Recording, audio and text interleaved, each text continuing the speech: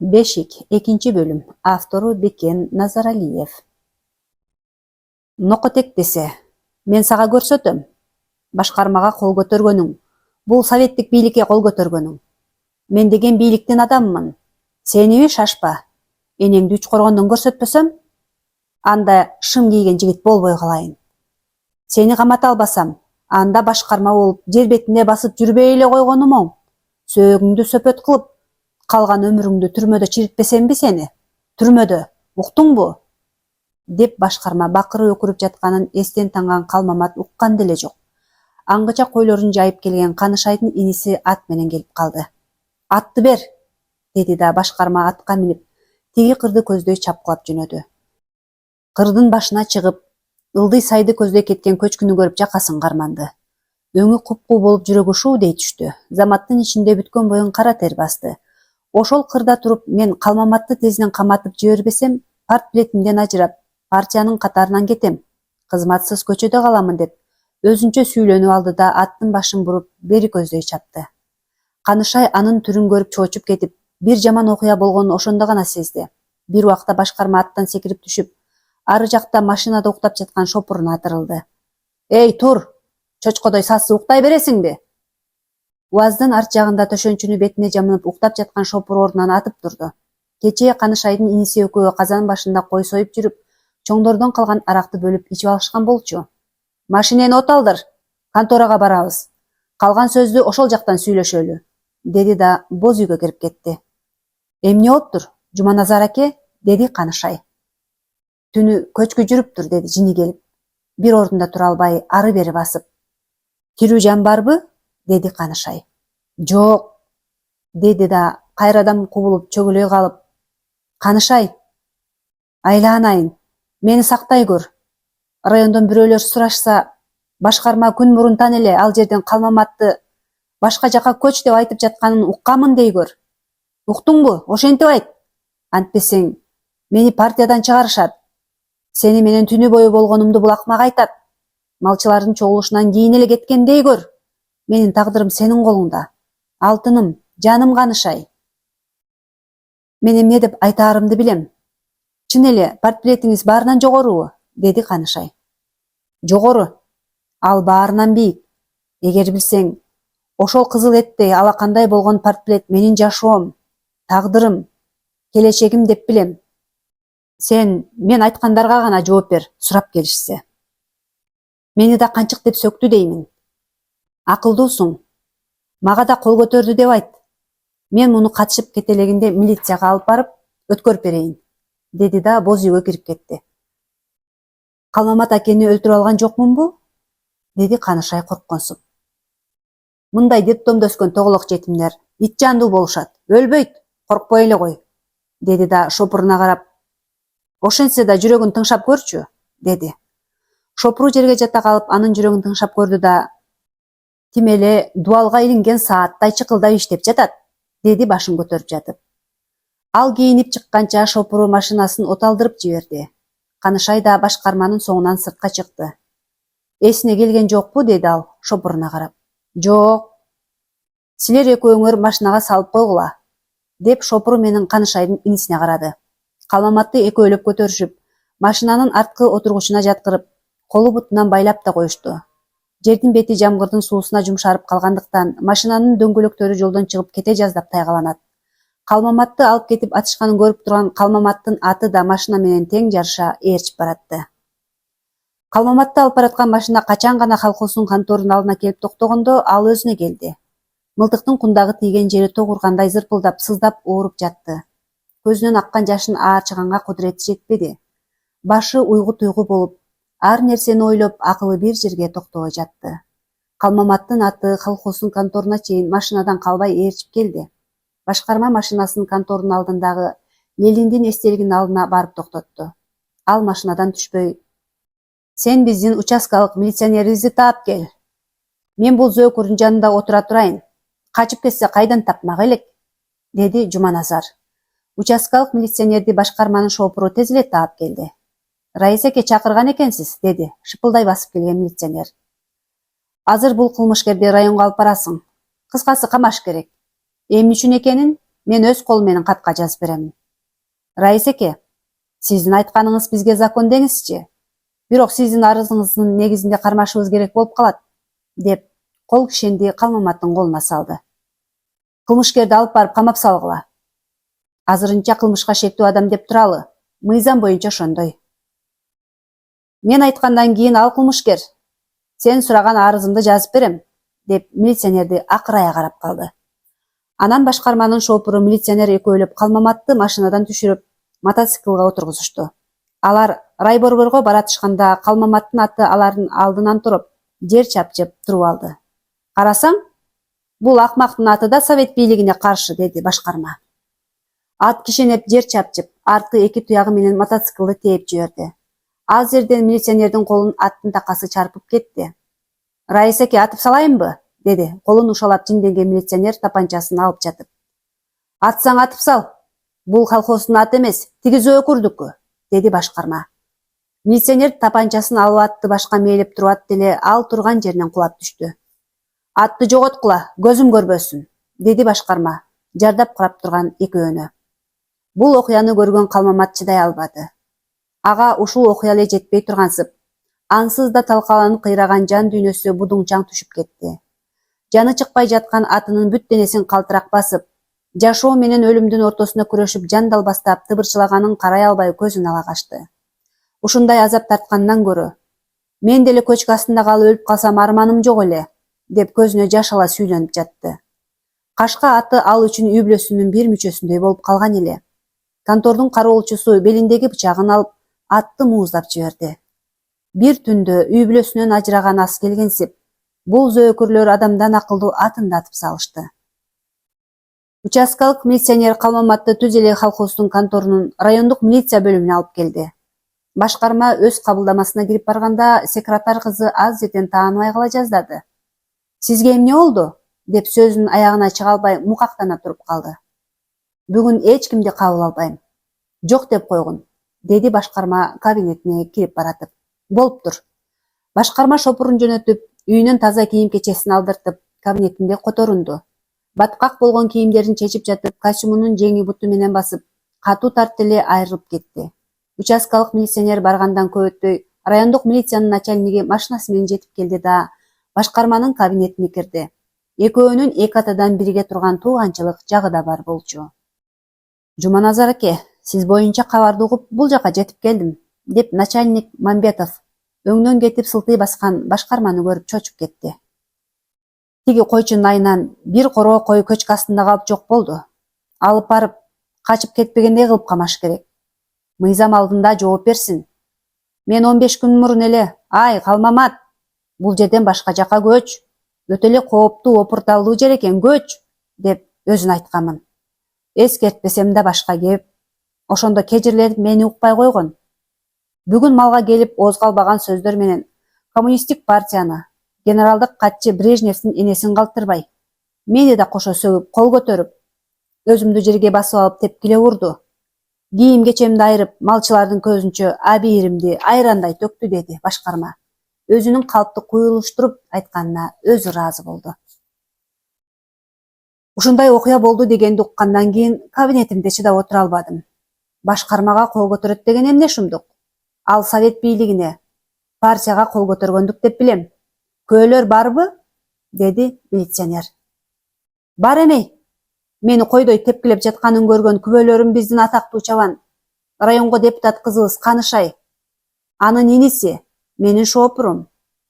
Райкомубуз жалпы чогулушта биздин колхоздун атагын алыска чыгарып келген Канышайыбыздын эмгекте көрсөткөн жетишкендиктерин баалап, орден тагып жатса, булак маганы канчык, көчүгүң менен орденти алгансың деп ооз калбаган жаман сөздөрдү айтты. Эми кайсынысын айтайын? Бериянын Сталиндин заманы болгондо барбы? Мындай чоң муштумдарды тамдын артына алып өтүп, контур деп ит аткандай атып салмакмын. Азыр эркиндик, теңдик, демократия деп көбүштү, деди милициянын начальниги. Бийликтин адамына кол көтөргөндүгү үчүн жазалай турган мыйзамыңар барбы? Бар. Мен Канышай эжеге мыкты опер кызматкерлеримди жөнөтүп, өз колу менен түшүнүк катын жаздырып алайын. Азыр барып медициналык экспертизадан да бети башыңыздын көгөргөнү, кабыргаларыңыз бүтүнбү, кыскасы жабыркаганыңыз боюнча справка алып коюңуз. Ошолордун баарысы сотто кереги тиет. Азыр балдарды жөнөтөм, сүрөткө тартып кетишет, деп Мамбетов башкармага акыл үйрөттү. Туура айтасың, ошентейин, деди башкарма кудуңдап. Анда мен кеттим, калган сөздү сиздин үйүңүздө жолукканда сүйлөшөбүз. Мамбетов шыпылдай машинасына туруп жөнөп кетти. Ошол күнү эле башкарманын арызы боюнча аны райондук милицияга алып барышып, убактылуу кармоочу жайга камап салышты. Башкарма жакын тууганы милициянын чоңу болуп турганда калмаматты каматып салбаса, өзүм жооп берип каламбы деп түнү менен коркуп уктабай чыкты. Калмамат аларга эч кандай каршылык деле кылган жок. Акылын жоготкон эмедей, эмне кылсаңар өзүңөр билгиле дегендей туруп берди. Качан гана Калмаматка сөз бергенде ал колхоздун койлорун көчкө алып кетти. Эми болуп өткөн табигый кырсыкка мен өзүмдү күнөөлүү эмесмин деп ойлоймун. Ал Кудайдын амриндеги иш. Ал эми кызыл кандуулукка алдырып башкарманы урганым. Канышайды сөккөнүм чын, аны таанбайм. Райондук сүрөт болгондон кийин башкармабыз койчу Канышайдын боз үйүндө калганын көрүп, мен ошол жерге бир күндө башыма түшкөн азап кайгымды айтайын деп барганмын. Башкармага түнү болгон кайгылуу окуяны айтып бердим. Биздин башкарма өз сөзүндө энеңди гана урайын десе, андан көрө сенин өзүңдү, балдарыңды көчкү басып өссө болмок экен. Ал деген колхоздун, билсең Совет мамлекетинин койлору болчу. Жердин түбүнөн болсо да койлорду тап деп башкарма мени жакадан алды. Ал эми мен бала чакам, аялым да көчкү астында калышты. Бүт үй бүлөмдөн ажырадым деп болгон чындыкты айттым. Башкармабыз Жуманазар менин жеке үй бүлөлүк трагедиямды ойлоп да койгон жок. Мага колхоздун койлору керек, уктуңбу? Энеңди гана урайын десе. Сага окшогон акмактын айынан эми партбилетимди алышып, партиядан чыгарышат. Түшүнөсүңбү ушуну? Партбилетим жок, мен киммин? Көчөдө калган мусапырмын. Сенин айыңдан көчөдө калгым келбейт. Эгер билсең мени багып келе жаткан, ушул даражага жеткирген да ошол партбилет. Өзүң да көчкү алдында калсаң болмок экен деп мени башкарма бир канча ирет уруп кирди. Мен баарынан эң кымбат үй бүлөмдөн ажырап турганда башкарма Мамбетов өзүмдү кордоп, адам тагдырын тебелеп айткан сөздөрүн укканда өзүмдү кармана албай калып, кол көтөргөнүм чын. Силер адам тагдыры эмес, колхоздун койлорунун айланасынан чыга албай жатасыңар. Адам тагдырынан да малдын туягы жогору турган заман тура. Менин байкашымча, карга карганын көзүн чукпайт дегендей, катын-поз башкармага жан тартканы турасыңар го. Азыркы абалым деле мен үчүн түрмөдөн айырмасы жоктой болуп калды, деп Калмамат сот залында болуп жаткан учурда кыска гана жооп айтты.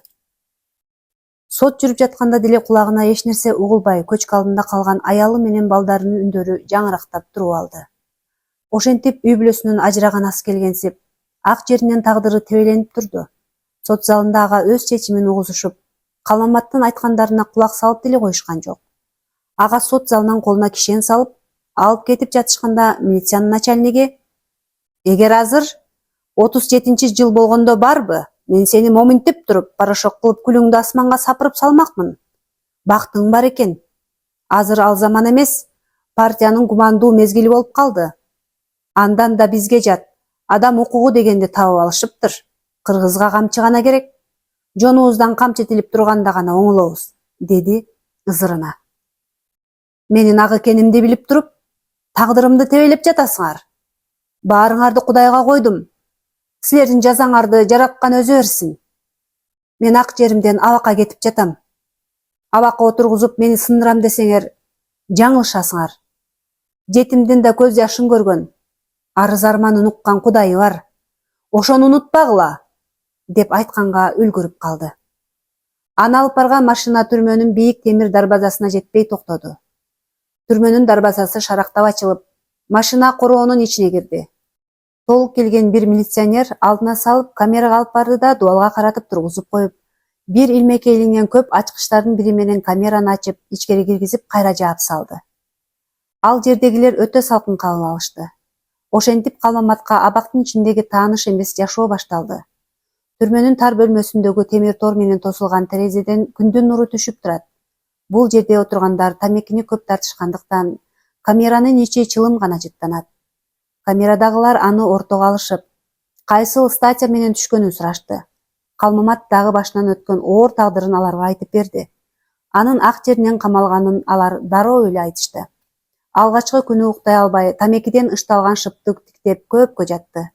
Мындайча айтканда, ак жеринен кесилген Калмамат түрмөнүн кара кочкул чефир чайын далай жыл ичти го. Башында көнбөй жатып, акыры адам болгон соң баарына көнүп кетти.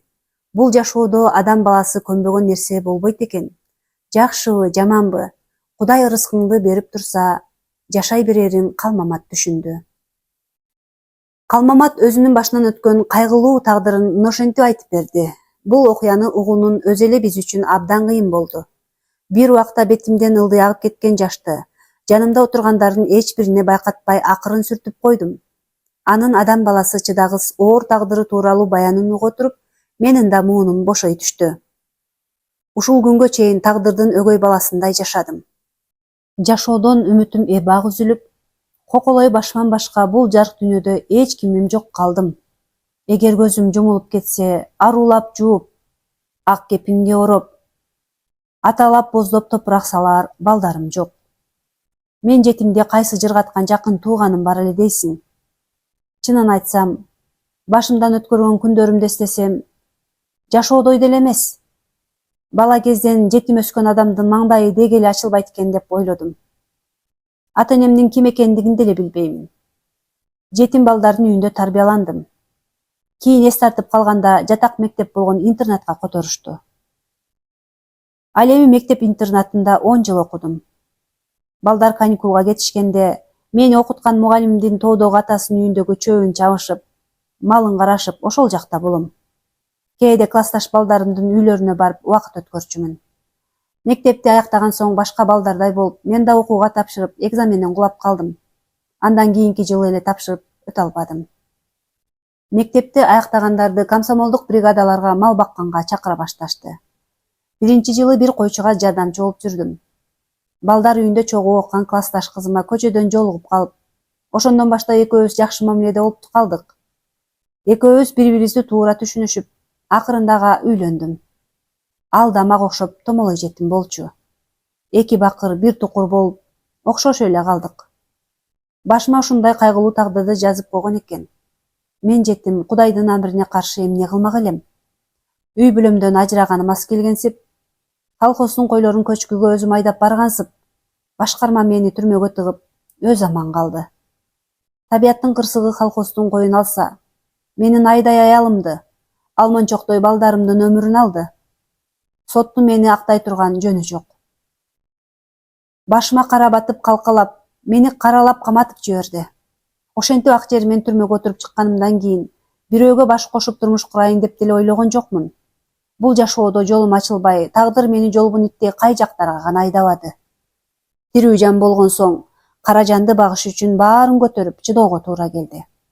Чынын айтсам, жашоодон көңүлүм аябай калган. Бассам турсам ошол кайгылуу окуя көз алдымда тартылат да турат. Түшүмө көчкү алдында калган аялым, балдарым кирип, канча жолу түшүмөн чоочу ойгонуп, жаш баладай далай ирет ыйлаган учурларым болду. Канча ирет өз жанымды өзүм кыйып өлгүм да келди.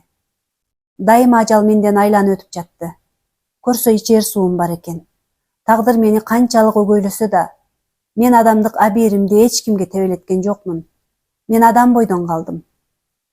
Түрмөдө мага аяр мамиле жасашып, колдон келген жакшылыктарын айышкан жок. Абактан бошонуп чыкканымда темир тор ичинде чогуу бир камерада отурган балдар мага акча топтоп беришти. Ошолор берген акчанын жардамы менен жумуш тапканча жашадым. Түрмөдө деле ак жеринен камалган адамдар көп экенин өз көзүм менен көрдүм.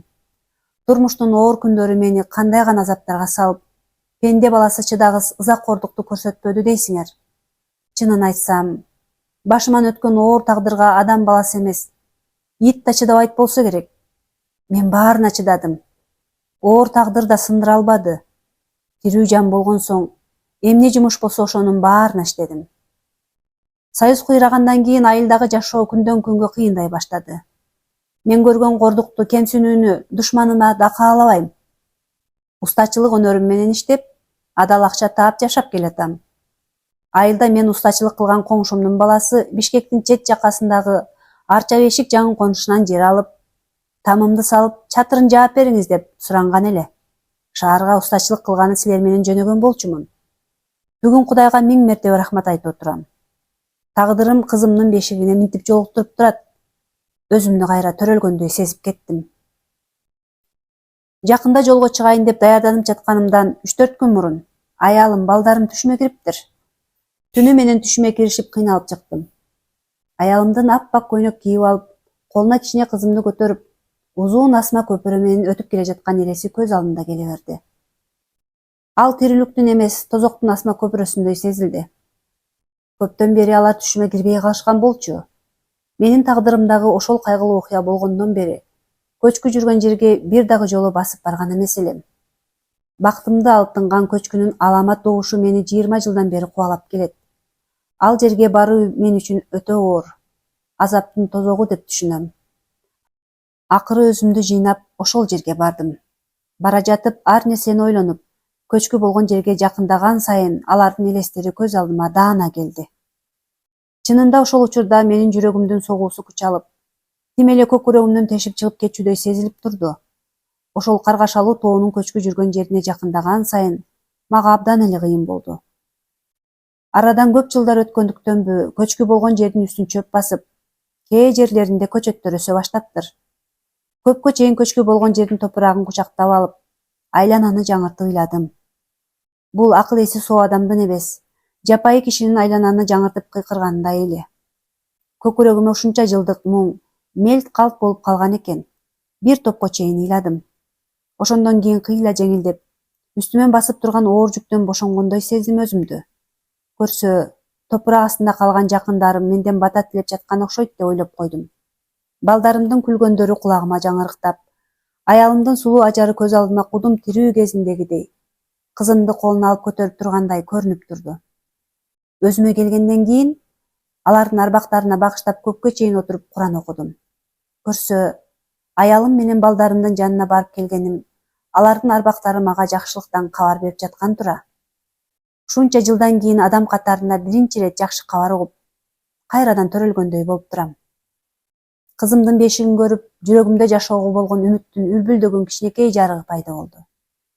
Мен бүгүн баарын, ушунча азапка салган тагдырымды, бул жашоого нааразы кылган жараткан Кудайымды да кечирдим.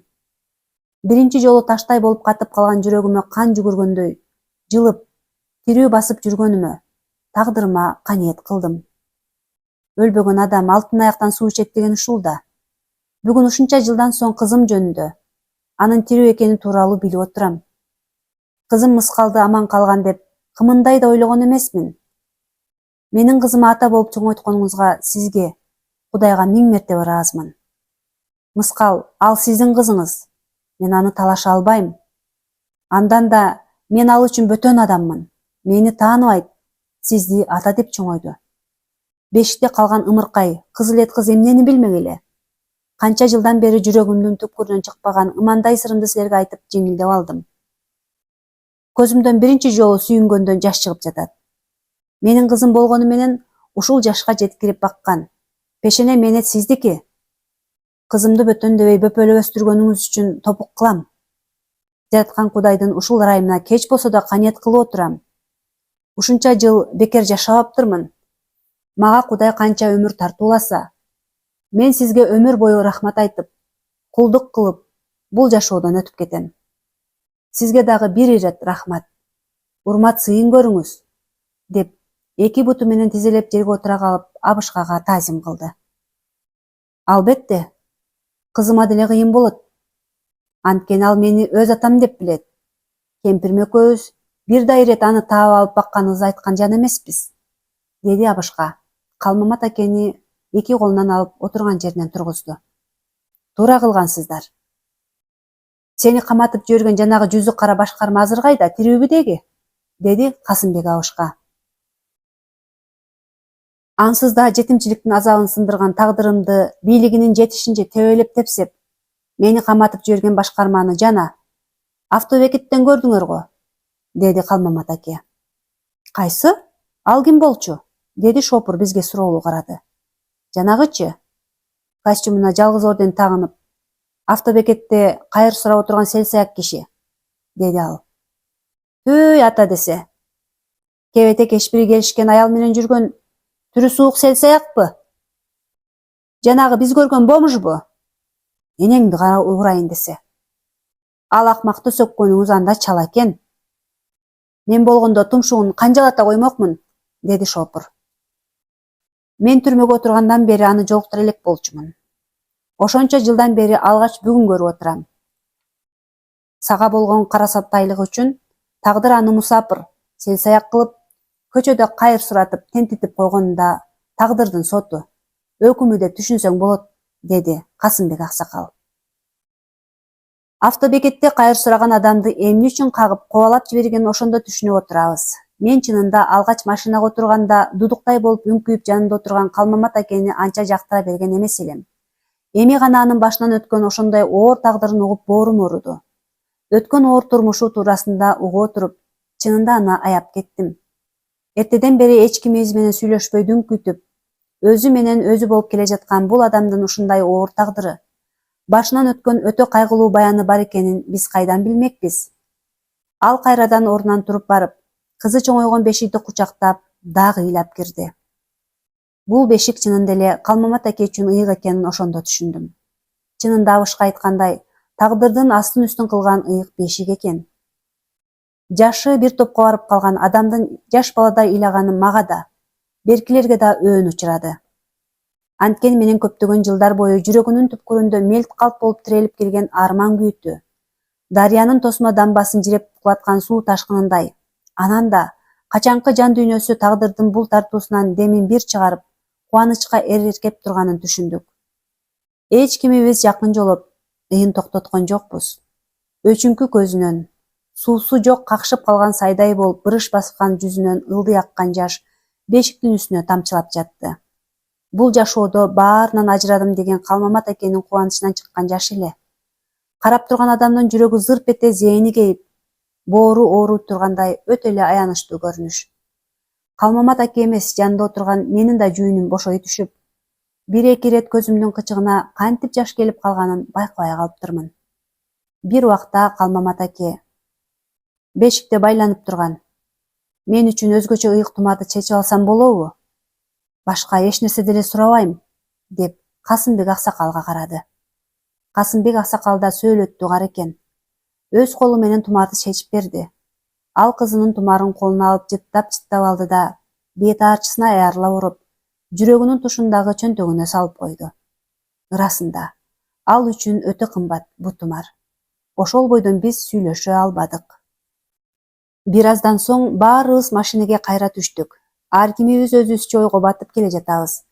Насип буйруп, чогуу жолго чыккан эки атанын тагдырлары чатыраш жиптей чиеленгенден чиеленип, өмүр таржымалдары мындан ары кандай уланар экен деп өзүмчө ойго батып, кыялдарым тээ алысты көздөй учат. Куштардай канатыбыз болсо тез эле учуп, Калмамат акенин кызы Мыскалды көздөй канат каккылап жетмек элек деп коем. Калмамат акенин азаптуу 20 жыл убакты, өз канынан жаралган кызы менен жолугар саатын ойлоп башым катат.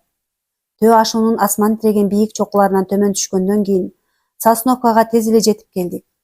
Чоң трассадан чыгып, тоо этектеп кеткен айылды көздөй бурулдук. Жол катары эч кимибиз деле сүйлөшкөн жокпуз. Ар кимибиз ичибизден ойго чөмүлүп бара жатабыз. Калмамат аке, Касымбек аксакал, кызы Мыскал үчөөнүн жолуккандагы түйүнүн чече албай барабыз. Ал тургай бул ирет Шопурда музыкасын койгонду унутуп салгандай. Машинанын моторунун үнү гана угулуп, ар кимибиз өз ойлорубуз менен алпурушабыз. Мыскал кыздын айылына жакындап калган окшойбуз. Шопур да үн катты. Касымбек аксакал, кызыңыздын айылына келип калдык окшойт. Ооба, тиги көрүнгөн кыштакка кызым турмушка чыккан, деди Касымбек аксакал дарыянын боюндагы кыштакты колу менен көрсөтүп. Асфальт жол менен бир аз жүргөндөн кийин дарыяны бойлой өскөн бактардын арасынан катар-катар үйлөрдүн чатырлары көрүнө баштады. Мына, ушул кыштакта турат кызым. Келип калдыкпы, деди Шопур. Ооба. Бишкек Ош жолуна жакын эле турбайбы? Деп мен да сөзгө аралаштым.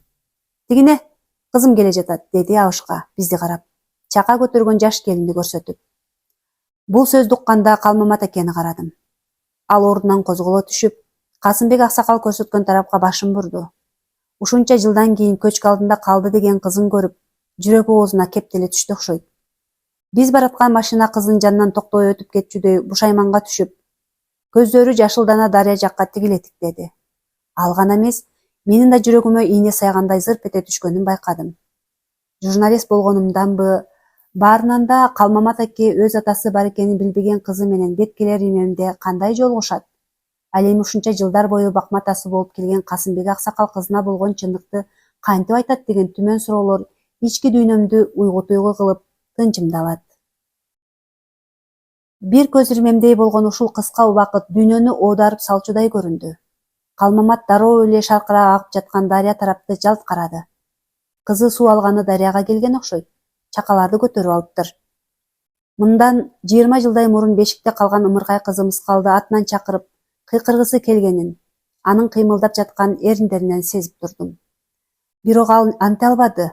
Заманасы куурулуп, башындагы кан тамырлары жарылып кетчүдөй чыңалып турганын сезип эле турдум.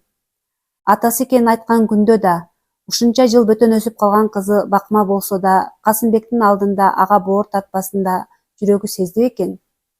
Калмамат акенин маңдайынан чыпылдап кара тер чыгып кетиптир. Шопур балам, машинеңди токтотчу. Тигине кызым келе жатат. Кызым учурашайын. Карааныңдан кагылайын, деп Касымбек аксакал эшикти ачканга ашыкты. Касымбектин кызым деген сөзүн угуп Калмамат былк этпеди. Тагдыр ушунчалык өгөйлөп, каалагандай кордоп тебелесе да сынбаган бул кайраты күчтүү адамга башымды ийип таазим эттим. Машина обочороок чыгып, жолдун четине барып токтоду. Айланып кетейин кызым, садака болоюн. Силер бешикти түшүрө бергиле, деди Касымбек аксакал. Шопурга карап, өзү кызынын алдынан чыкты. Азыр ата, көпөлөгүм менин, бөпөм менин, деди Касымбек аксакал кызына жалбарып кирди. Кандайсыз ата? Кудайга шүгүр. Той берем дегениңден өзүң чоңойгон бешигиңди алып келдим. Тигине карачы. Көрдүм. Сууңар ушунча алыспы? Ооба, алыс. Сизди күтүп, жолду карай берип чарчадым. Мен бешикти алып келейин, деди да таксини көздөй жөнөдү. Абышка кайра келип жерде турган бешикти алып кетти. Ичимден кызын сагынган экен деп койдум. Кызынын өз атасы карап турганын да унутуп калды окшойт. Алыстан болсо да кызы менен баш ийкеше саламдашты. Калмаматты карасам, ал да баш ийкеп саламдашкандай болду. Ата, белиңиз кандай болуп калды? Белди Кудай алмак беле. Дурус элемин. Кандай жатасыңар? Кудагыйлар жүрүшөбү? Ооба. Небере балам чоңоюп калдыбы? Күлүп калды. Баракелде, болсун. Ата, жол кандай экен? Жол аябай тайгак экен.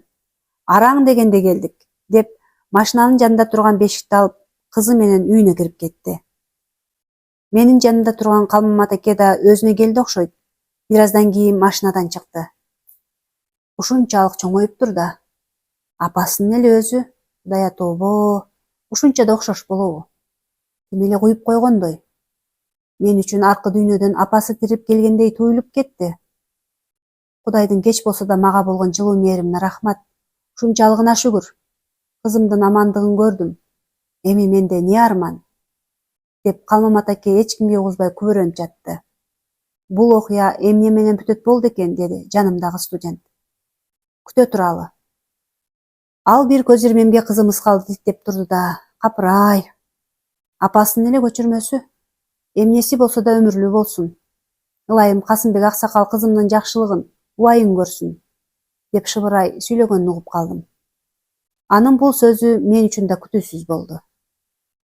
Багажнигиңди ачсаң, жүгүмдү алып алайын, деп шаймандары менен бирин экин кийим кечеси салынган рюкзагын алып, ылайым убайын көрүңүз, Касымбек аке, сизге ыраазымын, урматсыйын көрүңүз, деп өзүнчө күбөрөнүп. Калмамат аке бурула бергенде көзүнүн кычыгында турган жашты көрүп калдым. Ал кубанычтан чыккан жаш экенин мен дароо эле байкадым. Ал биз менен коштошпой, бак ичиндеги жол менен ылдый жөө жөнөдү. Аке, токтой тур. Бир аз акчасын кошо түшсөң, барчу жериңе жеткирип коем, деди Шопур. Калмамат аке Шопурдун сөзүнө жооп да кылбай кете берди. Чынында жанатан бери биздин бүйүрүбүздү кыздырып келе жаткан окуянын мындай бүтүшүн эч кимибиз күткөн эмес элек. Алардын жолугушуусун башкача ойлоп келе жаттык эле. Биз ойлогондой болбоду. Жумот десе, деди жинденген таксист. Ичинде бороон чапкын болуп, алдынан чыккандын баарын асманга сапырган күйүн жүрүп жатканда Калмамат эке анын сөзүн уккан деле жок. А балким уккандыр. Тагдырың болсо уктук. Өзү да бир сырдуу адам экен. Шалдайып эмне дешибизди билбей студент экөөбүз тең машинадан чыккан боюнча туруп калдык. Аңгыча Касымбек аксакал кызы Мыскал менен кайрадан сыртка чыкты. Ата, эмнени айтмакчы болдуңуз эле? Азыр. Буларды чакырайын? Алыс жолдо жолдош болуп келдик эле, деп Касымбек аксакал бизди көздөй бет алды. Эй, аксакал, ушунча жок болосузбу? Деди чыдамы жок Өсөр аке. Жүргүлө, Калмамат кайда? Аныңыз кетип калды. Кантип, кайда кетти? Деп Касымбек аксакал заматта шалдая түштү. Аныңыз өөдүк-сөөдүк сүйлөгөн неме го? Сый-урматын көрсүн деп коюп кетип калды. Биз менен деле коштошподу. Сый-урматын? Абышка бул сөздү уккан соң бир топко чейин түнөргөндөн түнөрүп ой басып туруп калды. Болду аксакал ошол сөздүн төркүнүн акыры түшүндү көрүнөт. Балким ушунча жылдар бою өз атасындай багып чоңойткон Касымбек менен кызы Мыскалдын ортосундагы ата баланын ыйык уязын бузгусу келбегендир. Бир түндө аялынан, балдарынан ажырап коколой башы гана калган Калмамат акеге боорум оруп, аны аяп кеттим. Анын адам баласы чыдагыс оор тагдыры көп убакытка чейин эч эсимден чыкпай койду. Мынчалык оор тагдырды турмуштун азап тозогун көтөрүп жүрүштүн өзү эрдик эмеспи? Бул окуя эсимен чыкпай жүрүп, ушул аңгеме жазылды. Урматтуу китеп сүйүүчүлөр, Бешик чыгармасынын автору Бекен Назаралиев. Эгер чыгарма сиздерге жаккан болсо, комментарий калтырып, лайк койгонду унутпаңыздар.